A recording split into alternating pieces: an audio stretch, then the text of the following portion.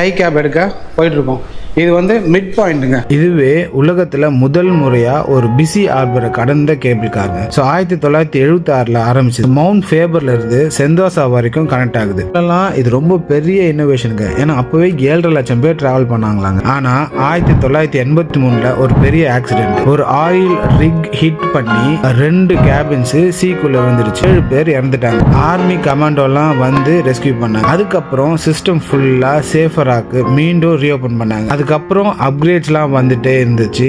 Class bottom cabin கொடுத்தாங்க. அதுக்கப்புறம் sky dining, இப்போ போக்கிமேன் டிசைன்ல கூட ஒரு கேபின் வந்து. இப்போ 2024 50th ஆனிவர்சரி ஸ்கைப் ஆர்ப்னு புது கேபின் லான்ச் பண்ணாங்க. குரோம் லுக்ல, கிளாஸ் ஃப்ளோர்ல, டோட்டலா ஃபியூச்சரிஸ்டிக்கா இருக்கும். ஸோ சிங்கப்பூர் ஸ்கை லைன்ல ஃபுல்லா பேர்ட்ஸ் ஐ வியூல பார்க்கலாம். ஒரு சாதாரண சிங்கப்பூர் ஸ்கை கேபிள் கார் கிடையாது. சிங்கப்பூரில் வானில் பார்க்கும் வரலாறு.